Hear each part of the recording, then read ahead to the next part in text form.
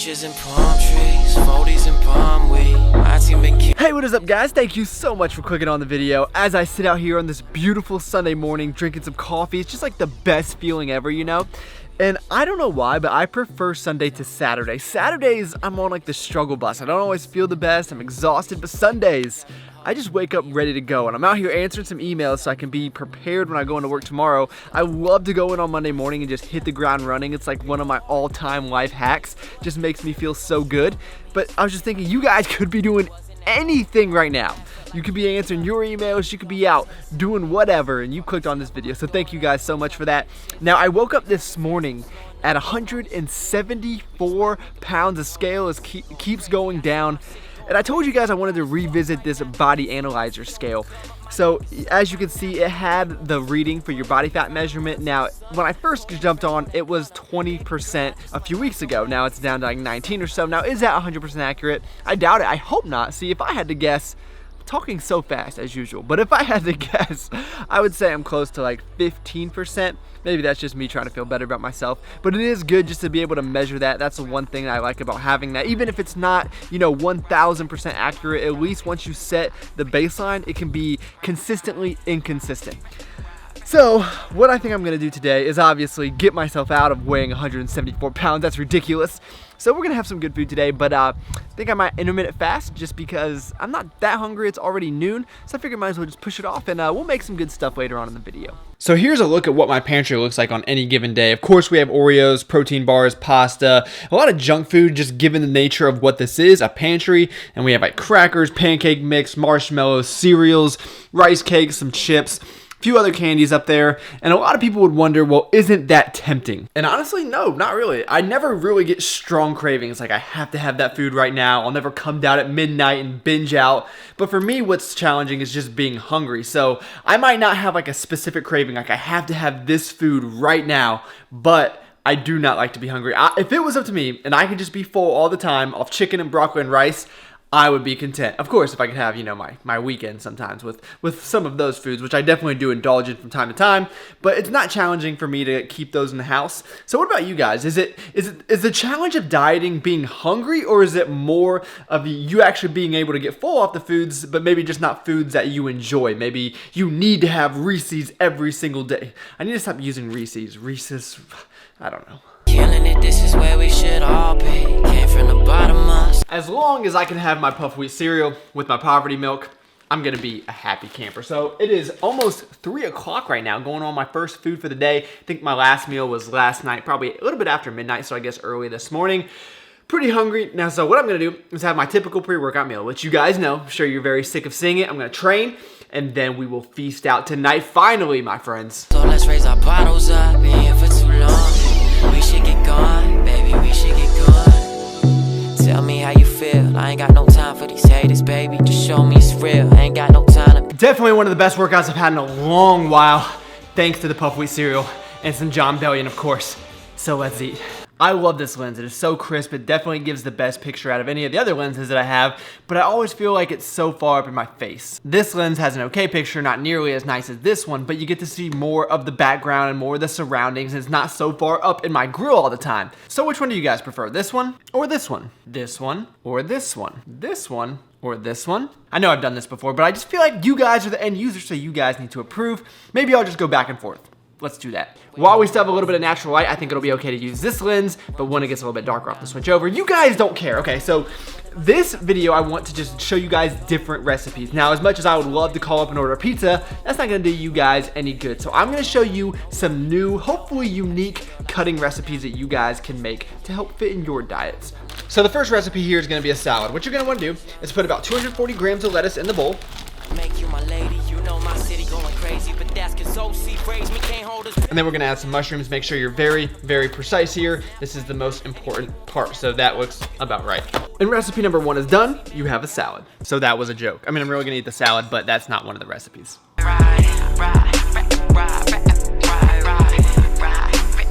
Okay, so we are going to make another recipe made out of cauliflower. I know that I've been using this a lot lately, but my carbs are getting a little bit lower, and this is just a great substitution. It doesn't taste that bad if you doctor it up correctly, and what we're gonna do is make a macro-friendly mac and cheese. Now, for the most part, mac and cheese is not fitting in anybody's macros, so this is gonna be a good substitution. So what we're gonna do is just steam up that cauliflower, or boil it, whatever you wanna call it, and then in a saucepan, what we're gonna do is add some almond milk, as well as some fat-free cream cheese, and some reduced fat mozzarella. I wish I had cheddar. I think it would look better, but that's okay. That's besides the point. So once you stir that all around and make this type of consistency, we're just gonna add that to the cauliflower in a baking tin.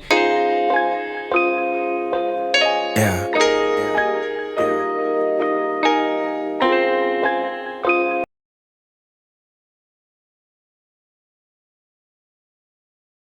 And then we'll throw it in the oven at 375 for 15 or so minutes. And I've never tried this myself, but I feel like it's gonna be pretty good.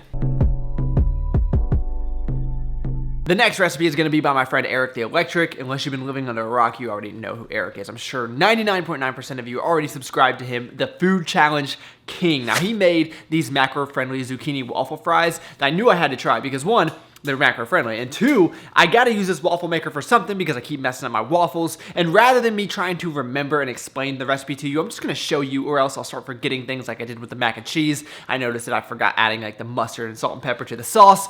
You just can't win them all.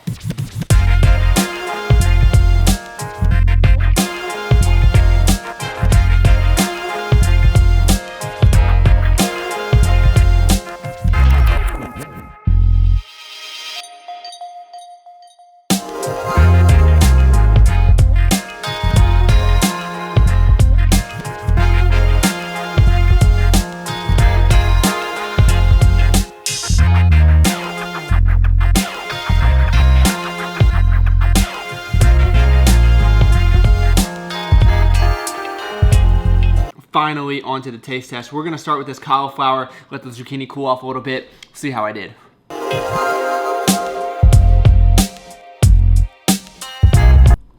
Super good. Now, it is not Bob Evans mac and cheese or your grandma's best recipe, but given the macros on this, I guarantee you that this will be made again.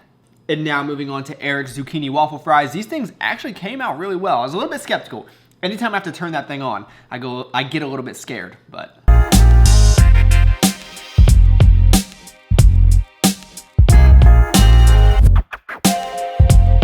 I think that one is the more surprising of the two. Zucchini has no flavor almost at all, so when you add those things to it and throw it in that magical machine, I'll give it credit now, highly suggest you guys do that. I mean, I don't know the macros off the top of my head for these, but really, besides the breadcrumbs and the Parmesan cheese, you're not really adding anything else. And what you have all been waiting for, dried up chicken breast and rubbery turkey bacon. I think you guys get where I'm going.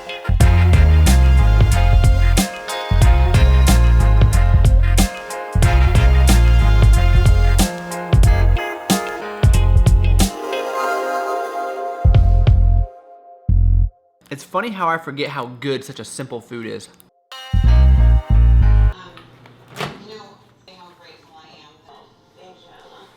So first and foremost, this movie sucks. Would not recommend. 2 out of 20. Now, on a more related note, we're gonna have oatmeal. Now I realize it as very underwhelming for a dessert recipe, right? And I've made s'mores oatmeal so many different times, but my buddy Grant, who I talked about in a previous video, has his Instagram page. I told you guys about it, and he makes these oats that you put in the oven, and then they just come out looking like something spectacular. Now, you guys saw the last time I tried to make one of his recipes, I failed pretty good, but I have a better feeling about this. So what I'm going to do is just add some marshmallows into my oatmeal, and then what he says to do is you put it in the broiler for a few minutes and let them kind of toast up. Now, this scares the heck out of me because this is not meant for the broiler, but he has convinced me that it will not shatter all over the place. I'm having these visions of like glass just like spewing all over and killing me. I don't know. So this is how you know I trust you guys. I am putting my safety in your hands.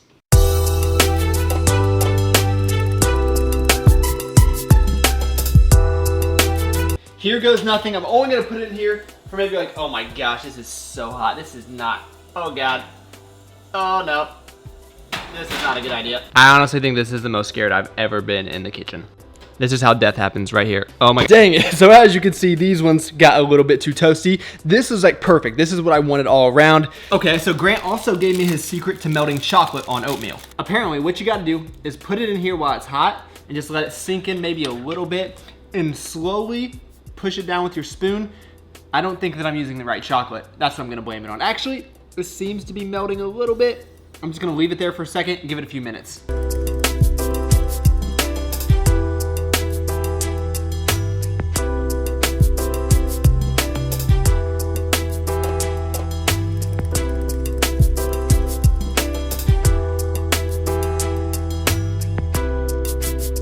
So Grant, I am still not on your level, rich homie. These marshmallows ended up looking like cocoa pebbles, which doesn't necessarily sound like the worst thing, but what I'm gonna do is actually just mix all this stuff together. I think it's just like more of an appearance thing, but really to get the best results that I found, you mix it all in so you get some of it with every bite.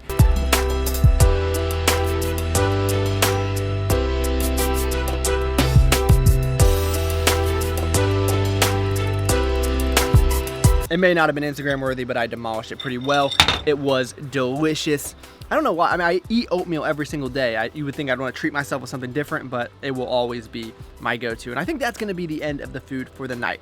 So thank you guys for giving me the ideas. If you guys have any ideas you want me to try out, please leave them in the comments below. I feel like this channel sometimes is just me using your ideas because it's like a community, right? It's teamwork. So I definitely try to give credit where credit is due.